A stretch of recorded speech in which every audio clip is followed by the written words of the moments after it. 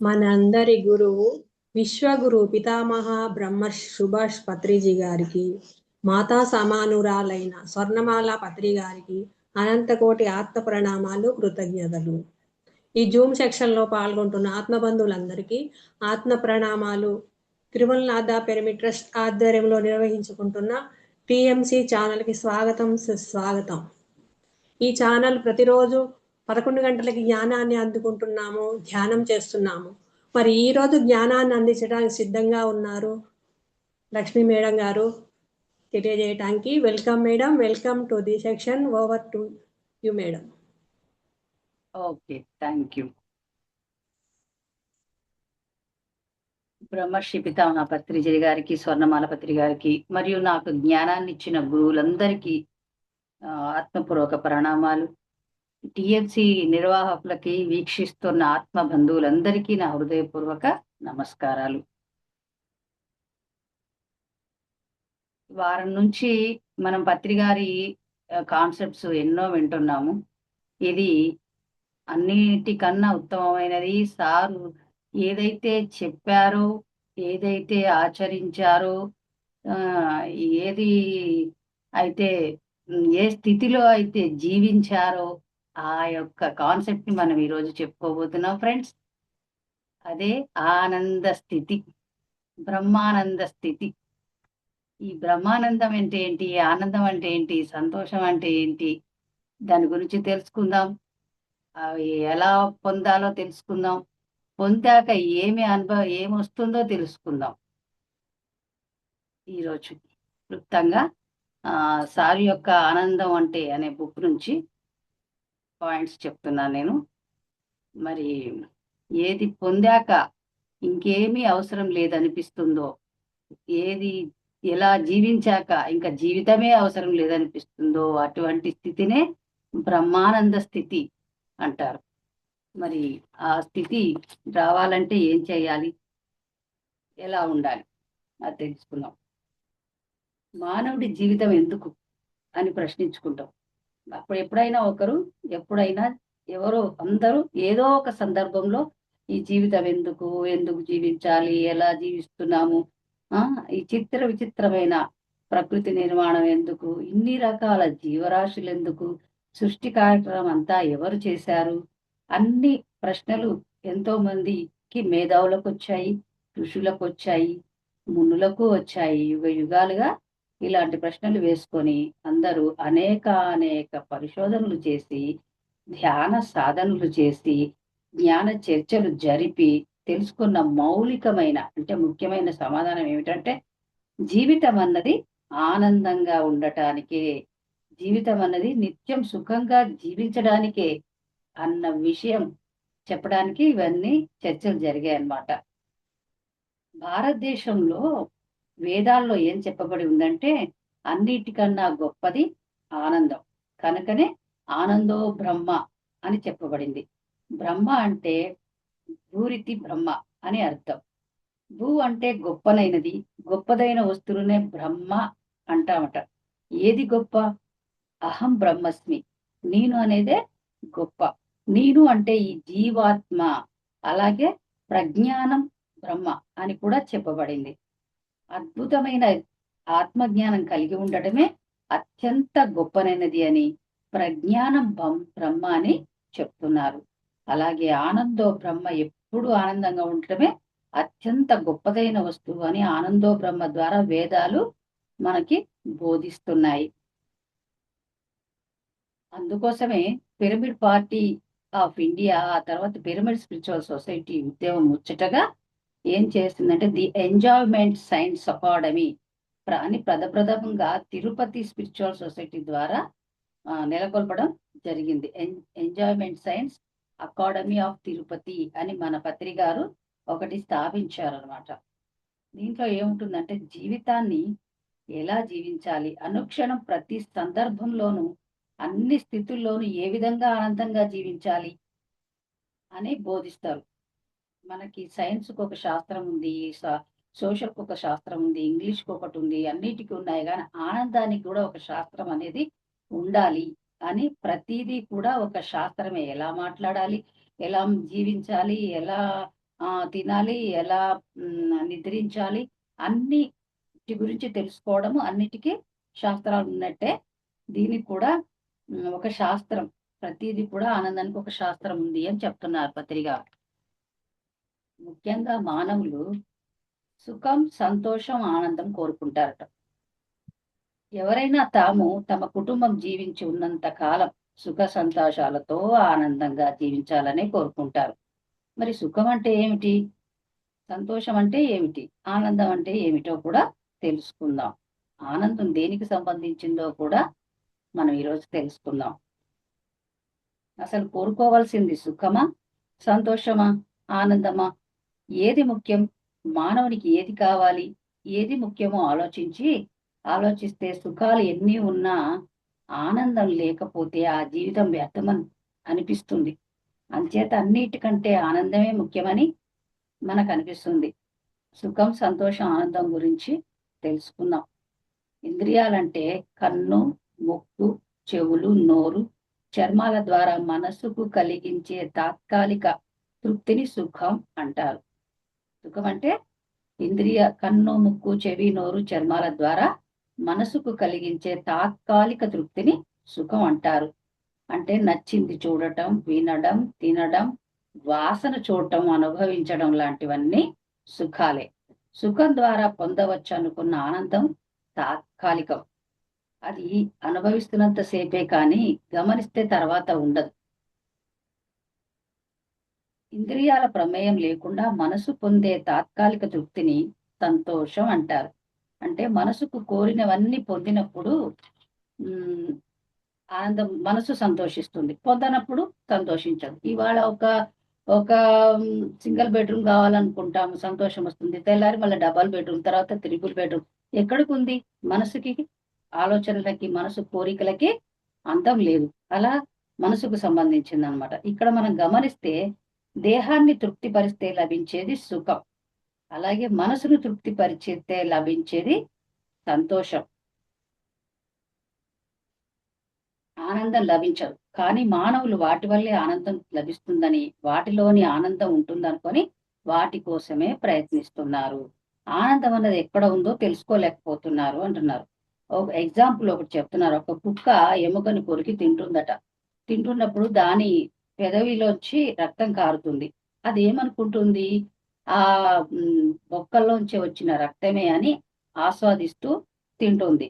తన గాయం నుంచి వస్తున్న రక్తం అని గ్రహించలేక తింటుంది. నిజం కాని ఆనందాన్ని నిజమని ఎలా కుక్క అనుకుంటుందో మనం కూడా సుఖ సంతోషాలనే ఆనందం అనుకుంటున్నాం. చివరికి భంగపడుతున్నాం. ఆనందం ఎక్కడ ఉందో తెలియటం లేదు, ఎక్కడ ఉందో ఎలా లభిస్తుందో తెలుసుకోవడం లేదు, ప్రయత్నించటము లేదు ఇప్పటి వరకు. అసలైన ఆనందం అంటే మనసు లేని స్థితిలో ఆత్మ నుండి పొందేదే అసలైన ఆనందం అంటున్నారు పత్రి గారు. అంటే ఏమిటంటే ధ్యాన స్థితిలో, ఆలోచన రహిత స్థితిలో, అంటే సమాధి స్థితిని ఆనంద స్థితి అంటారు. మరి ఆ సమాధి స్థితిని ఎలా పొందాలి? ధ్యానం చేస్తున్నాము, సమాధి స్థితిని పొందడమే మన ధ్యేయం. పిరమిడ్ స్పిరిచువల్ సొసైటీ మూవ్మెంట్ ధ్యానులందరి ధ్యేయం సమాధి స్థితి పొందడమే. సరే, ఆ సమాధి స్థితిని ఎలా పొందుతాము అంటే దానికి 3 రకాలు ఫస్ట్ ఉన్నాయి. విషయానందం, భజనానందం, బ్రహ్మానందం. ఆనందాలలో ఇంకా విషయానందం, భజనానందం, బ్రహ్మానందం అని ఉన్నాయి. విషయానందం అంటే కాఫీలు, టీలు, టిఫిన్లు, ఇష్టమైనవి భోజనము చేయడము, దాన్ని విషయానందం కిందికి వస్తాయి. మరి భజనానందము చక్కటి సంగీతము, పాటలు, భజనలు, స్తోత్రాలు చదవడం వల్ల భజన ఆనందము వస్తుందంట. బ్రహ్మానందం అంటే పత్రిసారి గారు చెప్పారు కదా, ఎప్పుడైతే ధ్యానములో సమాధి స్థితిలోకి వెళ్తావో అప్పుడే బ్రహ్మానందం వస్తుంది. అదే ఆనందం గురించే మనం ఈ రోజంతా మాట్లాడుకుంటున్నాం. బ్రహ్మానంద స్థితి అన్నిటికంటే ఉత్తమోత్తమైనది. ఆ స్థితికి చేరుకోవడమే మన యొక్క ఏకైక లక్ష్యం. మరి ఆ బ్రహ్మానందాన్ని ఎలా పొందాలి, ఎలా పొందగలుగుతాం? ఈ దైనందిక జీవితంలో ఎన్నో ప్రాబ్లమ్స్, ఎన్నో మనం కోరుకున్నవి కోరుకోనివి మనకు తెలియకుండా జరిగేవి, తెలిసి జరిగేవి, పూర్వజన్మలవి, ఎన్నో కర్మలు ఉంటాయి, ఎన్నో దెబ్బలు ఉంటాయి. మరి అన్నిటిని కూడా మనము అధిగమించి బ్రహ్మానంద స్థితికి వెళ్ళాలంటే ఏం చెయ్యాలి? ప్రతి ఎలా మనం ఆ స్థితికి చేరుకోగలుగుతాము? ఎలా సాధించగలుగుతాము? ఏమి చేస్తే ఆ స్థితిని పొందగలుగుతాము అనే కొన్ని విషయాలని మనము ఈరోజు తెలుసుకుందాం ఫ్రెండ్స్. ఫలితం ఆశించకుండా పని చేస్తే ఆనందాన్ని పొందొచ్చు. నేనేమన్నాను? బ్రహ్మానంద స్థితి చేరుకోవడమే మన ఏకైక లక్ష్యము. ఆనందం అంటే ఏమిటి? విషయానందము, భజన ఆనందము, బ్రహ్మానందము, మరి సంతోషము, సుఖము, ఇవన్నీ different different words, different different meanings ఉన్నాయి. అన్నిటికంటే ఉత్తమమైనది బ్రహ్మానందము. ఆ బ్రహ్మానందాన్ని ఎలా పొందాలి అనేది, మనం ఎలా ప్రాక్టీస్ చేయాలి, ఎలా పొందాలి అనేవి కొన్ని విషయాలు తెలుసుకున్నాం. ఫలితం ఆశించకుండా పని చేస్తే ఆనందాన్ని పొందొచ్చు. ఎందుకంటే ఫలితం ఆశించి పని చేస్తే మన మైండ్ ఎప్పుడు ఫలితం మీదనే ఉంటుంది. ఏం ఫలితం వస్తుందో, గుడ్ రిజల్ట్ వస్తుందా, బ్యాడ్ రిజల్ట్ వస్తుందా, కరెక్ట్ చేస్తామా, చెయ్యమా, లేకపోతే అది అవుతుందా కాదా అన్న దాని మీదనే ఉంటుంది. కృష్ణుడు అందుకే భగవద్గీతలో ఫలితం ఆశించకుండా పని చెయ్యి అని చెప్పారు. అదే దాంట్లో ఒక బ్రహ్మానందాన్ని పొందొచ్చు. అయిపోయాక చాలా అద్భుతమైన ఆనందం ఉంటుంది. ఎవరైతే నీతితో, నిజాయితీతో ఉంటారో, త్రికరణ శుద్ధి కలిగి ఉంటారో, వారు నిత్యం ఆనందమయంగా ఉంటారు. నిజాయితీగా త్రికరణ శుద్ధి కలిగి ఉంటారో వారు నిత్యం ఆనందమయంగా ఉంటారంట. మరి శరీరాన్ని మాత్రమే నమ్ముకున్న వాళ్ళు, ఆత్మ గురించి తెలియని వాళ్ళు సుఖ దుఃఖాలను అనుభవిస్తూ ఉంటారు. నేను అంటే శరీరం, శరీరానికే అలంకరణ, శరీరంకే అన్ని అనుకునేవాళ్ళు. నేను అంటే ఆత్మ అని తెలుసుకోని వాళ్ళు ఆ ఆత్మానుభూతిని చెందలేరు. నేను అంటే శరీరం కాదు, ఆత్మ అని తెలుసుకున్న వాళ్ళు ఒక స్టెప్ ఎదిగినట్టు. సుఖ దుఃఖం, ఆత్మ యొక్క తత్వం తెలిసిన వాళ్ళు శాశ్వత ఆనందాన్ని పొందుతారు. ఆత్మ నేను అంటే ఆత్మ అని తెలుసుకున్న వాళ్ళు శాశ్వత ఆనందాన్ని పొందుతారట. ఏది చేస్తే ఆనందంగా ఉంటామో ఎప్పుడు అది చేస్తూ ఉండాలి. అంటే ఒక్కొక్కరికి ఒక్కొక్క ఇష్టాలు ఉంటాయి. ప్రతి ఒక్కరికి ఒకటే ఉండదు. ఒకరికి వంటలంటే ఇష్టం, ఒకరికి చదువుకోవడం అంటే ఇష్టం, ఒకరికి డాన్స్ అంటే ఇష్టం, ఒకరికి ధ్యానం నేర్పడం అంటే ఇష్టం.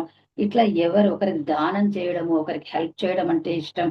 ఒక్కొక్క వ్యక్తి ఒక్కొక్కటి తీసుకొని వస్తాం మనం కిందికి. ఏ ఆనందంగా ఉండాలంటే ఏదైతే మనకు ఆనందాన్ని ఇస్తుందో, వంట నేర్పడం చేయడం ఇష్టమైతే ఆ వంట చెయ్యండి. జ్ఞానాన్ని ఇవ్వడం ఇష్టమైతే ధ్యానం చెప్పండి, జ్ఞానాన్ని ఇవ్వండి, చదువు నేర్పండి. ఆ పాట సంగీతం ఇష్టమైతే సంగీతాన్ని ఆస్వాదించండి, సంగీతం నలుగురికి చెప్పండి. మనకిష్టమైనది ఎవరికైనా నలుగురికి చెప్పినప్పుడు పొందే ఆనందం చాలా అద్భుతంగా ఉంటుంది. ఒకరి కళ్ళల్లో కనిపించే ఆనందం ఎక్కడ దొరకదు. మనం ఎదుటి వ్యక్తికి హెల్ప్ చేసినప్పుడు, సంగీతం నేర్పినప్పుడు, సహాయం చేసినప్పుడు, వారి కళ్ళల్లో కనిపించే వెలుగు నీకు ప్రపంచంలో ఇంకెక్కడా కనిపించదు. అంత చక్కటి ఆనందం. అలా ఆనందాలను ఆస్వాదిస్తూ జీవించడమే జీవితం. ఇంకొకటి, ప్రతిరోజు పొద్దున్నే లేవగానే నేను ఈ రోజంతా ఆనందంగా ఉంటాననే నిర్ణయం తీసుకోవాలట. అలా మనం ఏదైతే ఒక నిర్ణయం తీసుకుంటే దానికి కట్టుబడి ఉంటాం కదా! అలాగే పొద్దున్నే లేవగానే నేను ఈ రోజంతా ఆనందంగా ఉంటానని నిర్ణయం తీసుకున్నప్పుడు, తిన్నా, తినకున్నా, మనకి ఏ ఆపదొచ్చినా, తిట్టినా, ఎవరైనా ఏదన్నా కూడా మనమేమి చెల్లించకుండా నేను నిర్ణయం తీసుకున్నాను కదా అని ఆనందంగా ఉండటం మొదలుపెడతావు. అలా రోజు రోజు చేయగా 2, 3 రోజులు వరుసగా చేశాక అది అలవాటైపోతుంది. ఏదైతే నువ్వు అలవాటు చేస్తావో అది అలవాటైపోతుంది. దాన్నే ముక్తి స్థితి అని గూడా అంటారు. హ్మ్. మన దుఃఖానికి కారణం మనం కాదు, మన ప్రక్కవాళ్ళు అని అనుకుంటుంటారు. ఎప్పుడు నేను బానే ఉన్నాను గానీ, ఇవాళ నా పిల్లలు చేపట్టి బాధపడ్డాను, నా భర్త చేపట్టి బాధపడ్డాను, మా అత్త చేపట్టి బాధపడ్డాను, నా కోడలు చేపట్టి బాధపడ్డాను అని అనుకుంటుంటారు. అది రాంగ్. మన అజ్ఞానం. దాన్ని అజ్ఞానం అంటారు. ఎవరి దుఃఖానికి, ఎవరి సంతోషానికి కారణం కాదు. పత్రి గారు చెప్పేది అదే, నీ వాస్తవానికి నీవే సృష్టికర్తవు, నీ జీవితం నీ చేతుల్లో ఉంది, నీ నోటి వాక్కే నీ నుదిటి మీది వ్రాత. ఇన్ని చెప్పారు ఆయన. అంటే మనమే అవేర్నెస్ లో ఉండాలి, మనమే అన్నిటిని వదిలేయాలి, అన్నిటినీ పట్టించుకోకుండా ఉండాలి. నేను సంతోషంగా ఉంటానని నిర్ణయం తీసుకున్నప్పుడు ఇది శాశ్వతం కాదు, ఏది శాశ్వతం కాదు అని అనిపిస్తుంది. ఒక ఒక తండ్రి ఉన్నాడట, వాళ్ళకి ఇద్దరు ముగ్గురు పిల్లలు ఉన్నారు. నేను చనిపోయాక ఒక బాక్స్ ఇస్తాడు వాళ్ళకి. ఆ బాక్స్ లో 2 చిట్టీలు పెడతాడంట. పెట్టి, నేను చనిపోయాక మీకు ఎప్పుడైనా కష్టం వస్తే ఈ చిట్టి తీయండి, సుఖం వస్తే ఈ చిట్టి తీయండి అని చెప్పి చనిపోయాడట. చిట్టి తీయండి మీకు సమాధానం ఉంటుంది అని చెప్పారంట. తండ్రి గారు మరణించారు. మరణించాక వీళ్ళకి ఒకసారి కష్టం వచ్చింది. కష్టం వచ్చినప్పుడు నాన్నగారు ఏదన్నా సొల్యూషన్ చెప్తారేమో, మరి కష్టం వచ్చినప్పుడు ఈ పెట్టె తెరవమని చెప్పాడు కదా అని చెప్పి ఒక పెట్టె తీసి దాంట్లో చిట్టి తీస్తే, ఇది శాశ్వతం కాదు, ఈ కష్టం శాశ్వతం కాదు అని రాసి ఉంది. అబ్బా! అయితే ఇది ఎక్కువ రోజులు ఉండదన్నమాట. 1-2 రోజులో, ఒక 3 నెలల్లో ఎంతో ఉంటుంది. అయితే ఇది పోతుంది కదా అని చెప్పి చాలా రిలాక్స్ అవుతారన్నమాట. తర్వాత ఒకసారి చాలా ఆనందం లో ఉంటారంట. సరే నాన్నగారు ఇంకో బాక్స్ లో ఏ చిట్టి పెట్టారో చూద్దామని ఆ చిట్టి తీస్తే, ఇది శాశ్వతం కాదు, సంతోషము శాశ్వతం కాదు, ప్రజెంట్ లో ఉండు అని చేశారు. అంటే ఓకే, సంతోషం కూడా శాశ్వతం కాదు అని రాశారు. ఎన్ని రోజులు ఉంటుందో తెలియదు, మనం ప్రజెంట్ లో జీవిద్దాం, ఇప్పుడున్న ఆనందాన్ని ఆస్వాదిద్దాం, ఇప్పుడున్న సంతోషాన్ని ఆస్వాదిద్దాము. ఆస్వాదించినప్పుడు ఇంకా సంతోషంగానే ఉంటాం కదా. లేని బాధ గురించి కొని తెచ్చుకొని ఈ ఆనందం వెళ్ళిపోతుందేమో, మళ్ళీ బాధలు మొదలవుతాయేమో అనే టాపిక్ లేకుండా ఆ క్షణంలో జీవిస్తుంటే సంతోషంగానే ఉంటాం కదా. మనం ఇవాళ మాట్లాడుకునేదంటే ఎలా సంతోషంగా జీవించాలి, ఎలా ఆనందంగా ఉండాలి, అదే కదా. అలా ఇంకా ఒకసారి కృష్ణుడు ధర్మరాజుకి, మరి దుర్యోధనుడికి చెప్తాడంట, చూసే కళ్ళను బట్టే ఉంటుంది అన్న దానికి ఎగ్జాంపుల్ ఏంటంటే, ఈ ఊరికి ఒక ఊర్లో పంపించి ఇక్కడ చెడ్డవాళ్ళు ఎవరు ఉన్నారో ఆ చెప్ చెప్పమని ధర్మరాజుకి చెప్తాడంట. ఈ ఊర్లో చెడ్డవాళ్ళని గుర్తించి తీసుకురా అని చెప్తాడు ధర్మరాజుకి. ధర్మరాజు వెళ్ళి మొత్తం తిరిగి వచ్చి, నాకు అందరూ మంచివాళ్ళలాగానే కొడుతున్నారు, ఒక్కరు కూడా చెడ్డవాళ్ళలాగా కొట్టట్లేరు అని చెప్తాడట కృష్ణ భగవానుడికి. తర్వాత దుర్యోధనుడి పంపించి, ఈ ఊర్లో ఎవరైనా మంచి వాళ్ళు ఉంటే తీసుకురా అని చెప్పారంట. ఆ ద దుర్యోధనుడు వచ్చి, ఊరంతా చెడ్డవాళ్ళలాగానే ఉన్నారు, మంచి వాళ్ళే కనిపించట్లేరు అన్నాడంట. అంటే ఎవరిలో ఉంది లోపము? చూపులో ఉంది. మనం ఎలా ఉంటే, మన భావాలు ఎలా ఉంటే ఎదుటి వ్యక్తిలో అవే మనం ఆకర్షిస్తాం. అందరిలో అన్ని ఉంటాయి, సంతోషం ఉంటుంది, దుఃఖం ఉంటుంది, చెడు ఉంటుంది, మంచి ఉంటుంది. మంచి చెడు లేకపోతే భూమి మీదనే ఉండవు.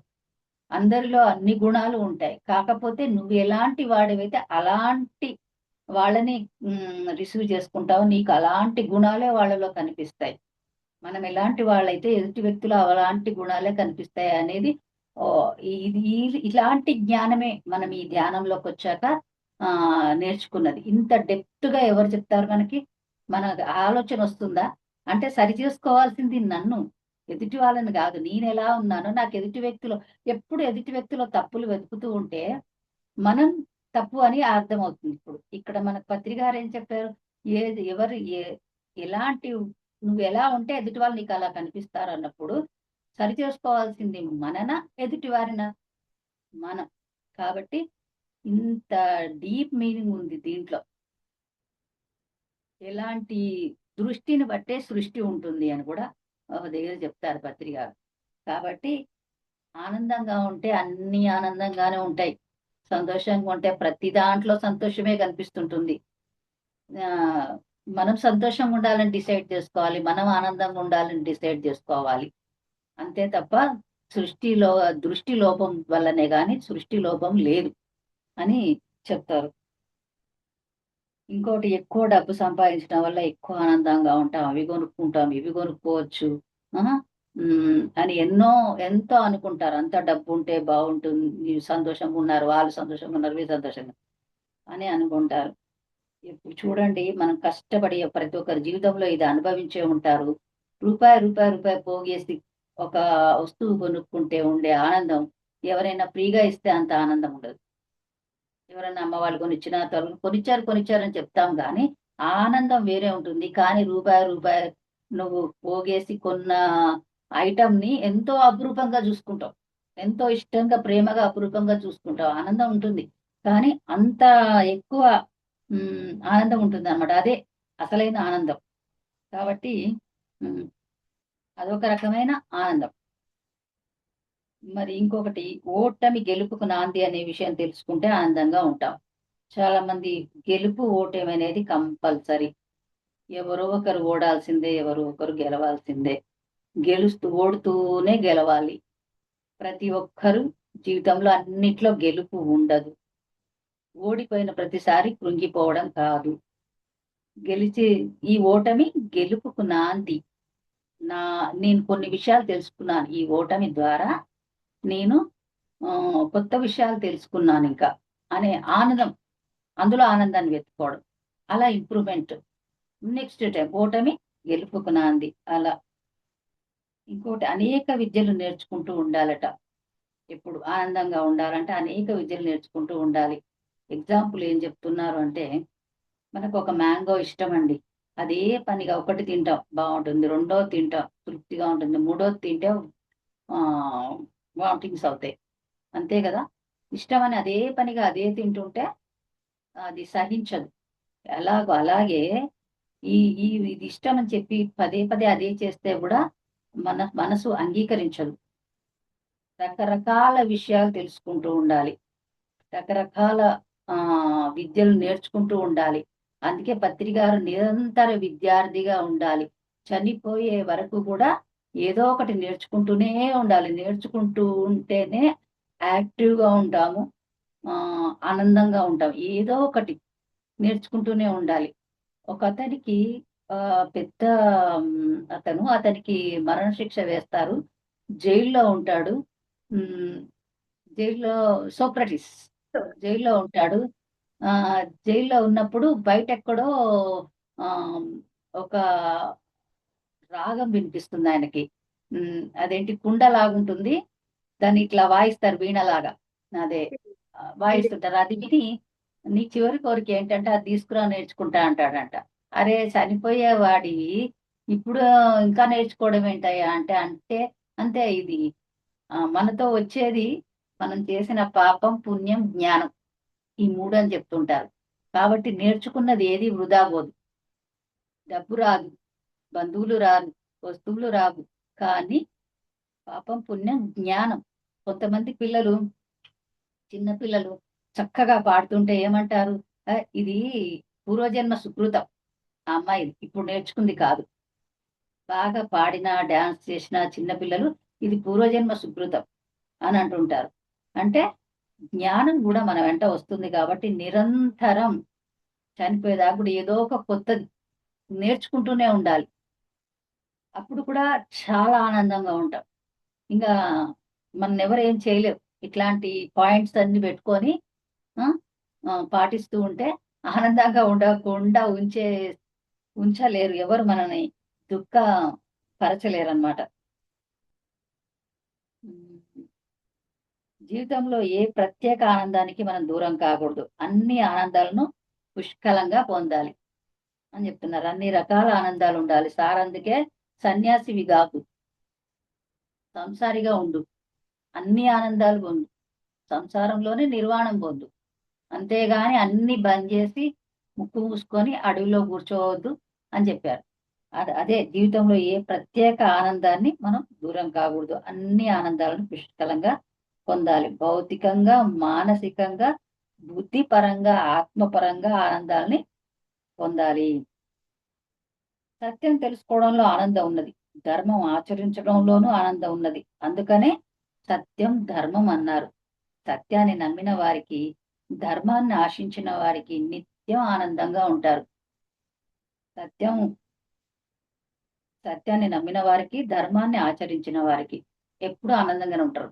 వాళ్ళు తల వంచరు, తల ఎత్తుకొని మాట్లాడతారు. ఇది నోటికి ఒక్కొక్కరు అంటారు, ఇది ఎంత మాట వస్తే అంత మాటే అంటది. అంటే ఎవరిని పడితే వాళ్ళు ఎంత మాట వస్తే అంత మాటే అంటది అని అంటే, ఎవరైతే సత్యంలో ఉంటారో వాళ్ళు ధైర్యంగా ఉంటారు, ఖచ్చితంగా మాట్లాడతారు.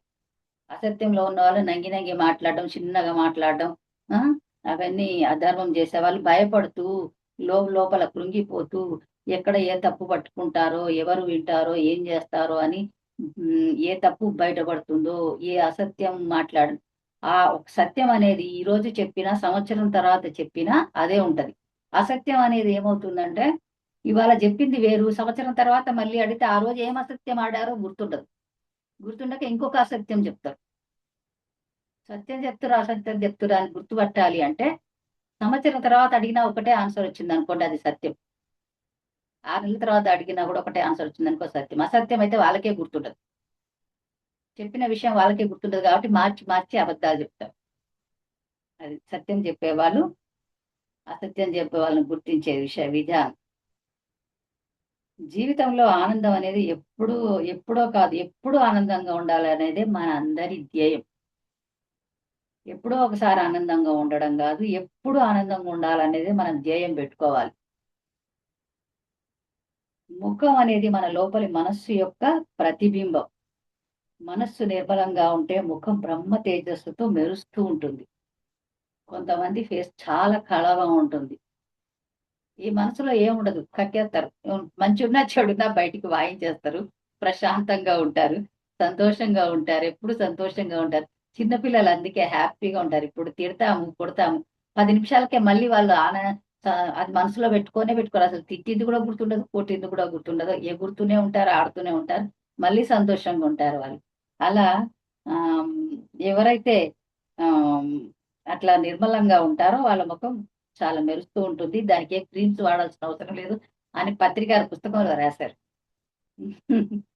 మోక్షం ఇంకా బ్రహ్మానందం పొందటానికి మోక్షం, అపవర్గం, శ్రేయస్సు, సాల్వేషన్, లిబరేషన్, ఎన్లైట్మెంట్, నిర్వాణం ఇవన్నీ శాశ్వత ఆనంద స్థితులు అని చెప్పారు. మోక్షం అంటే ఏదైతే పొందాక ఇక పొందవలసినది ఏదీ లేదు అనుకుంటామో అదే మోక్షం. అపవర్గం శ్రేయస్సు. ప్రతి ఒక్కరు మనల్ని ద్వేషించే వాళ్ళు, ప్రేమించే వాళ్ళు, సృష్టిలో ప్రతి జీవరాశి క్షేమంగా ఉండాలని కోరుకునే వాళ్ళు వీళ్ళు క్షేమంగా ఉంటారు. ఏమంటారు, అందరూ సుఖ సంతోషాలతో ఆయుర ఆరోగ్యాలతో సుఖం ఉండాలి అని కోరుకుంటారు కదా. అప్పుడు వాళ్ళలో కూడా వీళ్ళు ఉంటారు కాబట్టి అప్పుడు ఆనంద స్థితిలో ఉంటారు. ఇవన్నీ ఆనంద స్థితిలో అని చెప్తున్నారు. లిబరేషన్. లిబరేషన్ అంటే అన్నిటిని వదిలేయడము అంటే ఏది పట్టుకోకుండా ఉండడము. బంధాలు గాని దేని గురించి అంటే సుఖ సుఖం వచ్చినా బాధపడొద్దు, సుఖం వచ్చినా సంతోషపడొద్దు, దుఃఖం వచ్చినా బాధపడొద్దు. ఏమంటారు, మనం ముక్తి స్థితికి చేరుకోవాలంటే అమితంగా ఇష్టపడే వాళ్ళు ఉండొద్దు, ద్వేషించే వాళ్ళను ఉంచుకోవద్దు. మనం ఎవరిని అత్యధికంగా ప్రేమించకూడదు, ఎవరిని అత్యధికంగా ద్వేషించకూడదు అని చెప్తారు కదా. అదే మీనింగ్ అనమాట దీనికి. అన్నిటినీ వదిలేయడమే అంటే. ఇంకా ఒక సినిమా ఓషో ఒక దగ్గర ఏం చెప్తారంటే, ఒక సినిమా యాక్టర్ వచ్చి మరి నేను ఎలా జీవించాలి అని అడుగుతాడట ఓషో గారిని. అడిగితే సినిమాలో జీవించు, జీవితంలో నటించు, 2 సక్సెస్ అయితే అని చెప్తారు. సింపుల్ గా దీని అర్థం ఏంటంటే మన సినిమాలో జీవించు. సినిమాలో వీడు జీవించాడు రా సినిమాలో, అందుకే సూపర్ హిట్ అయింది అనుకుంటాం కదా. సినిమాలో జీవించాలి, అప్పుడు అది సినిమా హిట్ అవుతుంది. జీవితంలో నటించాలి అంటే మన రియల్ లైఫ్ లో ఈ భర్త, ఈ తల్లి, ఈ తండ్రి, పిల్లలు శాశ్వతం కాదు. ఇది ఒక సినిమా. మనం ఈ సినిమా ఎన్నో 300 జన్మలు ఎత్తే 300 సినిమాలు ఉన్నాయి మనవి. ఇది ఒక సినిమా, ఇది శాశ్వతం కాదు. కాబట్టి ప్రేమ వద్దు, దుఃఖము వద్దు, బాధ వద్దు, సంతోషము వద్దు. సమస్థితిలో ఉన్నాం, సమస్థితిలో ఆనంద స్థితిలో ఉందాం. అప్పుడు అది ముక్తి స్థితికి వెళ్తాం. ముక్తి అంటే అదేదో లాస్ట్ ఒక్క క్షణంలో వచ్చేది ముక్తి కాదు. ముక్తి స్థితిలో జీవించగా ముక్తి పొందుతాం. ఇవన్నీ శాశ్వత ఆనంద స్థితులు. మోక్షం, శ్రేయస్సు, లిబరేషన్ ఇవన్నీ శాశ్వత ఆనంద స్థితులు. పాలు పెరిగయ్యాక, పాలు ఒకసారి పెరిగయ్యాక తిరిగి పాలు కావు కదా, అలాగే శాశ్వత ఆనంద స్థితి పొందాక తిరిగి వెనకకు రావు, ఇక దుఃఖం రమ్మన్నా రాదు అని పత్రికారు అంటున్నారు. ఇవన్నీ పొందాక ఎప్పుడైతే ఆ బ్రహ్మానంద స్థితిని నువ్వు పొందుతావో ఇంకా తర్వాత మళ్ళీ వెనక్కి రావు, ఆ స్థితిలోనే ఉంటావు అని అంటారు. ఇంకా మంచిగా చెప్పాలి అంటే ఆ వెంట్రుక వాసంత తేడా ఒక బ్రహ్మజ్ఞానికి ఒక పిచ్చివాడికి. వెంట్రుక వాసంత తేడా అన్నమాట. పిచ్చివాడు వాడి మీద ఒంటి మీద బట్టలు పిచ్చి పిచ్చి ఉన్న ఆనందంగానే ఉంటాడు, బురదలో ఉన్న ఆనందంగానే ఉంటాడు, ఏ దొరికినా దొరకకున్నా ఆనందంగానే ఉంటాడు కదా, వాడొక స్థితిలో ఉన్నాడు. ఈ బ్రహ్మజ్ఞాని కూడా అంతే, తిండి దొరకకున్నా ఆనందంగానే ఉంటాడు, సన్యాసి బట్టలు లేకున్నా ఆనందంగానే ఉంటాడు. కానీ ఈయన తెలిసి జీవిస్తున్నాడు, ఆయన తెలియకుండా జీవిస్తున్నాడు. తెలిసి జీవించడంలో ముక్తి ఉంది, తెలియకుండా జీవించడంలో ముక్తి లేదు. తెలిసి జీవించాలి. అందుకే ధ్యానంలో అవేర్నెస్ లో ఉండాలంటారు. అవేర్నెస్, గమనిస్తూ ఉండడం, తెలిసి పొందాలి. ఈ జ్ఞానికి కూడా ఏమి లేకున్నా ఆనందంగానే ఉంటాడు. అది ప్రతి మనిషి అయితే పత్రికారు చెప్తున్నారంటే, ప్రతి మనిషి ధ్యానంతో ఆజ్ఞాచక్రం ఛేదించాలి. ఆజ్ఞాచక్రం ఛేదించినప్పుడు ఇక శాశ్వత ఆనందమే ఆనందం. అదే మహాపరినిర్వాణ స్థితి.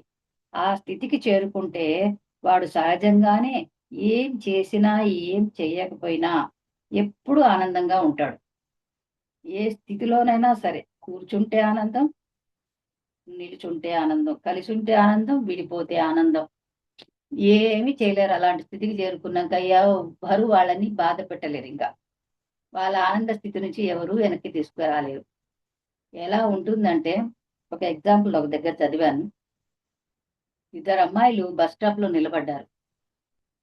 బస్ స్టాప్ దగ్గర ఎట్లా ఉంటుంది, అంత చెత్తకుండి పక్కన ఉంది, రోడ్డు మీద గుంటలు ఉంటాయి, నీళ్లు ఉంటాయి, రష్ ఉంటుంది, అడుక్కునే వాళ్ళు ఉంటారు, మంచి వాళ్ళు ఉంటారు, కార్లు ఉంటాయి, అన్ని రకరకాల సౌండ్లు, డిస్టర్బెన్స్ గా ఎలా ఉంటుంది. అది ఎవరికైనా ఇష్టపడతారా? ఆ మురికి ఒక వాసన, పిచ్చి పిచ్చి వాతావరణం, అవన్నీ ఉంటే ఎవరు ఇష్టపడరు. ముక్కు మూసుకొని ఇచ్చి ఇక్కడంతా బాగాలేదు, ఈ బస్ ఇంకెప్పుడు వస్తుందో, వీడిని చూడాలా, ఆ ఎదురుంగోడు ఎట్లా పాడైండు, ఈ అమ్మాయి డ్రెస్ ఏంది, ఇదే చూస్తుంటుంది ఒక అమ్మాయి. సేమ్ ప్లేసు, ఇద్దరు అమ్మాయిలు, ఒక అమ్మాయి ఇది చూసి చిచ్చా చూ అంటుంది, ఇంకొక అమ్మాయి ఇలా పైకి చూసిందట. ఆకాశంలో మబ్బులు, పక్షులు, మేఘాలు అవన్నీ చూస్తూ, ఆహా ఎంత బాగుంది, ఆకాశం మంచిగా,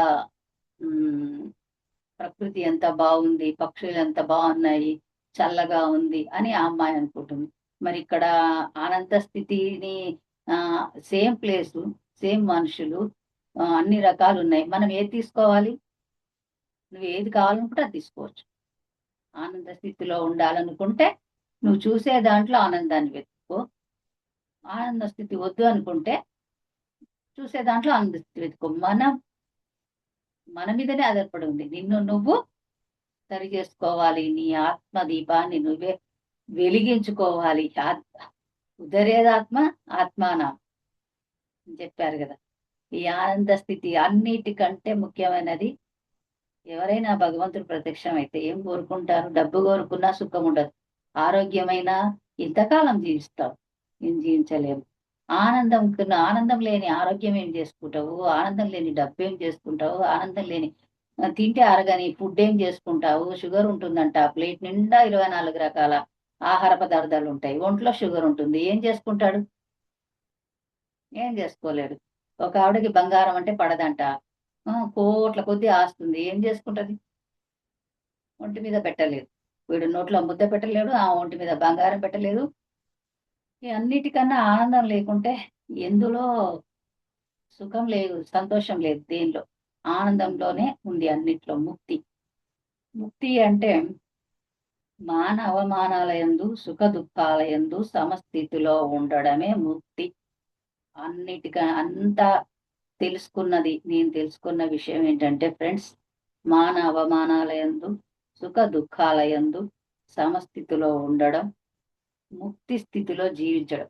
జీవిస్తూగా జీవించగా జీవించగా చివరి దశకు వచ్చినప్పుడు ముక్తిని పొందుతాం, కానీ సడన్ గా చనిపోయే ముందు వెలుగు వెలిగి ముక్తిని పొందరు. జీవించున్నప్పుడే ముక్తి స్థితిలో జీవించాలి. అంటే ప్రాక్టీస్ చేయాలి. ప్రతిరోజు మనకు మనం తీర్చిదిద్దుకోవాలి. మనలో ఉన్న గుణాలను మార్చుకుంటూ ఉండాలి. ఈ జ్ఞానాన్ని తీసుకోవాలి, మార్చుకోవాలి, తెలుసుకోవాలి, పాటించాలి. ఇలా సాధించాల్సిందే గాని అదేదో చెప్తారు, గుర్రపు డెక్కలో కాలు పెట్టగానే ముక్తి అందుతారు అనేది ఒక దగ్గర చెప్తాడనమాట ఆయన. అంత అది ఉండదు. ఆ క్షణంలోనే రియలైజేషన్, అది రియలైజేషన్ అంటారు కానీ ముక్తి కాదు.